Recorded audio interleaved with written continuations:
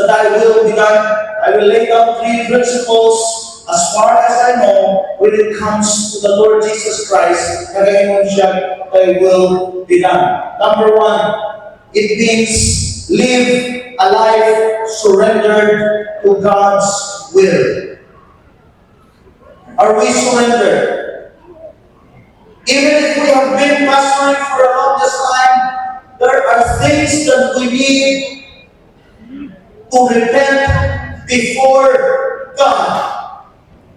Ay, so, kung isang pastor na ta, daghan kayo mabutang kinahanglan ako, ipamayo o pasayo sa Ginoo. Tungkol kay tanaw na to, mayong laki na kayo ka. Tanaw na to, maayo na kayo ka. Tanaw na to, successful na ako ministry. And because of that, we stop.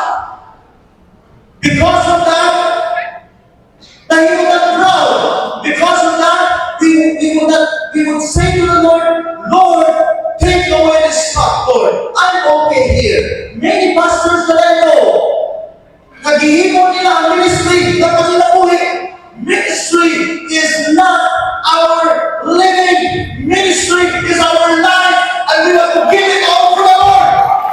Wala ka ng ministry para talaga insurance, para ka mag-ministry, para ka mabuhi, hindi ka tiguran na ito, na ibubuhi na ito. Whatever will happen, doon isa pa ang pinuknanan, ako ang alaga mo. Kung saan mo nang kinabuhi na Lord, kung wala ka, ako nagkitikan na niya. You live a life of surrender. Kung kinano, ang Ginoong Hesus Kristo, unsa naman ay kapuslanan Ginoo, Amahan, unsa ay kapuslanan sa akong gituhat, kung wala ang cross. Cross speaks of your salvation. Ngayon ang Ginoo, Lord, take away this cup. Take away this cup. Unsa nito mo sa pagdala, Lord, unsa sa pagdala, ikaw si Jesus, Amahan. Kung pwede na lang, wala ang cross. Lord, kung pwede, Amahan, kung pwede na lang, wala ang suffering. Amahan, kung pwede na lang, Lord, inali na lang ang kinabuhi, Lord. Magsige na lang ako, at matigay at tumanto. But no cross. You may be so successful in your ministry, but if your church, kung ang atong masimbahan, wala makapaambit, wala makakontribute sa pag-uswag sa ginarian sa Ginoo, wala makakontribute sa misyon, wala makakontribute sa kawasan sa tanan, then you are wasting your time building your church, because your church is not your church, it is the church of our Lord. Let me be so honest with you. The church has no mission. Ingat mo katulad kung kumbinsigo ka, ang simbahan ko no, wala yung mission. Tanawaran ka po, kung kumbinsigo. The church has no mission. Wala yung mission mga ison. But God, pero ang akong Diyos, at yun ay mission, kung gusto niya, kapuguto niya, na ang simbahan, ang mga iglesia, mo'y mutuman ni mission sa ato ang Ginoo. You don't have a mission. You cannot formulate your own mission, but God has a mission that the church will fulfill it. Ingat ko ito magkasabot na ka. Nga naman, ingon si Lord, thy will be done. Okay, now, what is the concern? The concern is this. Jesus has a very successful ministry. So, ningon si Jesus, Father, hindi pa ba okay ang aking ministry? And that is my question to you right now. Hindi pa okay ang inyong ministry? Tungkol kaya ako, ipaabot ninyo nito kung tawag, when you think you're okay, it is not okay. Jesus knows that his ministry is not okay if it will not lead to missions, the cross.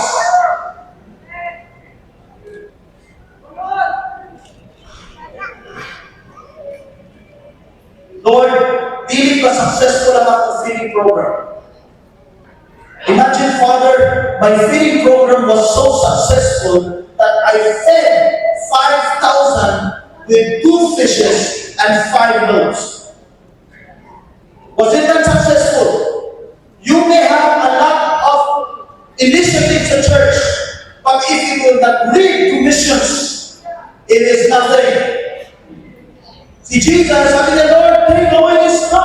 I have a successful ministry. Ang aking miracle mission, Lord, grabe, walang paracetamol, walang biogesic, walang antibiotic, Lord, walang cetirizine, Lord, walang ganun. But Lord, in your name, did I not promote, Lord, your name, the name of the Father, the healing ministry, the casting out of demons was so successful, but if it will not lead to missions, if it is not the cross, nothing. Take away this cup. Successful ministry. But sabi ni Lord, what is the face of your ministry if your church do not participate in church planting and do not participate in sending missionaries? Gusto na ko, ang atong pagkapastor, dili panginabuhi. Ang atong pagkapastor, kinabuhi na ito, kay sukli na sa Ginoo, o atong inuon ko na, alam siya na tayo, nabayaw, alam siya, tanan natin pagsimba. Remember, Matthew chapter 7, verse 23, to verse 21 to verse 23. Look at this, Assemblies of God.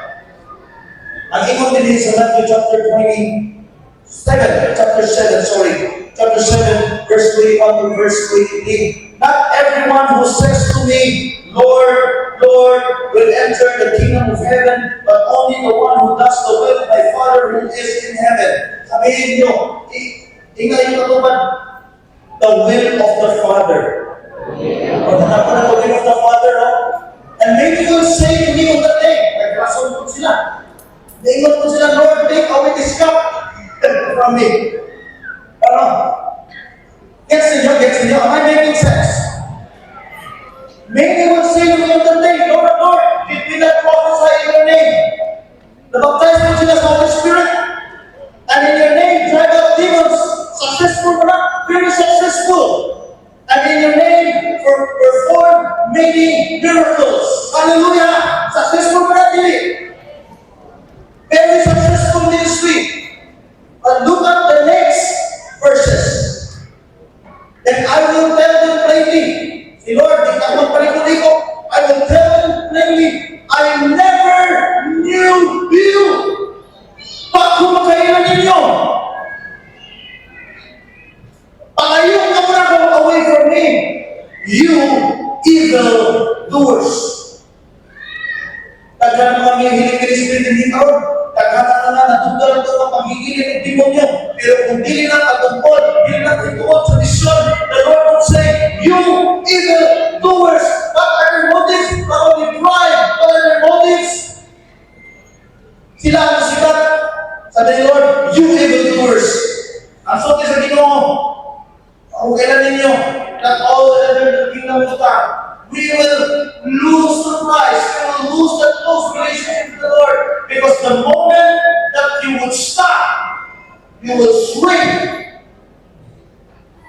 And you will lose your passion for God. Ingon si Lord, take away this cup, but not what my will be done. Yours. Will you surrender? What is the thing that you need to surrender to the Lord this morning? Our mission is not born only from a command. Missions is from surrender. Will you surrender? When we responded to the Lord from a good life in Metro Manila, going down to the south, dito sa bukid sa Malapa, it was not easy because the first 2 years, ang among kamagulangan ng anak na 5 years old pa ni atong mga buna, allergy siya sa mga pollen. Naunsa man kung asa ni bukid, walay pollution, ang among anak, wala ta mugundang o inom o cetirizine, antihistamine.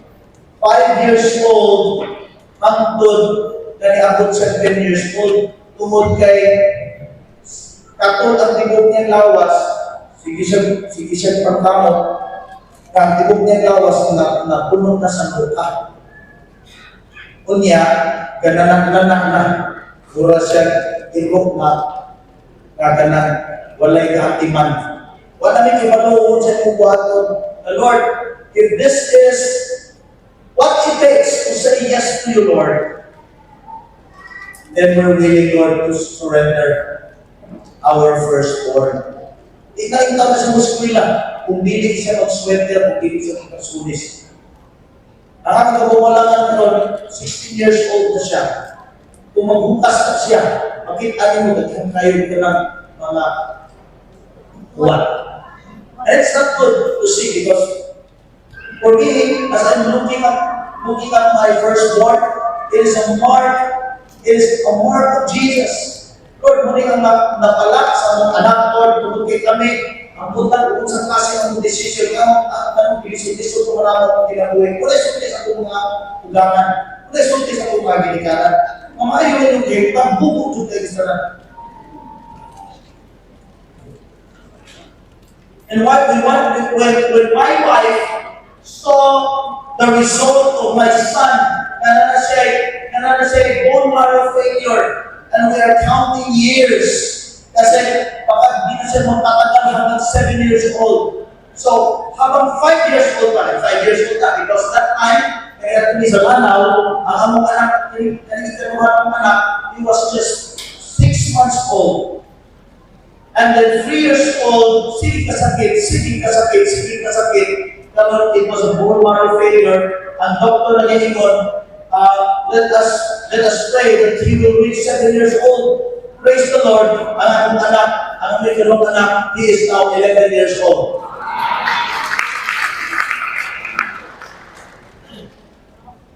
My wife was a survivor of lupus. The Lord, kung saan naman ni Lord? When we said yes to the Lord God, it was not an easy yes. Tungkol kay, ang yes mo, kung gusto mo ang yes mo, costly, the Lord will test it if it is really yes. If your yes is really yes, the Lord will test your yes. My wife, nagkalungkos, to praise the Lord, sabi ng doktor, 6 months na lang yung kinabuhi. Ladies and gentlemen, my wife now is still alive and kicking. After the war in Marawi, you have probably heard the story. Kung muli ang reason, muli ang president, muli siya ang nag-pave ng way, muli siya nag-update sa kanan, na nanatay, itawag kong ministry, karoon dito, na MI.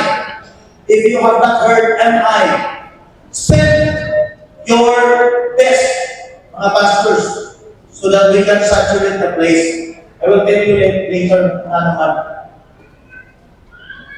Ako kasama kayo sa Ginoo, and after the war, kita sa Ginoo na magdoktor siya. Nalukoy sa Ginoo. Nakibalong ko wala dyan yung kwarta. Karoon doktor na. Just last night, we were worshiping. The result of the physician's licensure exam came out and she passed the board exam. If you are in school, pre-med, siguro pharmacist ka, siguro nurse ka, it is not easy for a non-pre-med. Because of non-pre-med, it's a nurse, hindi siya pharmacist, hindi siya medtech. Ang ating asawa ng taon, Bible school graduate. Gracias sa Ginoo, nga nakalusot siya, na nahipo siya ng med school student, itawag siya, nabayaran niya yung tuition. Karon, ladies and gentlemen, for the glory of God, she just passed the board exam. Because if you live a surrendered life, you can just see how the Lord can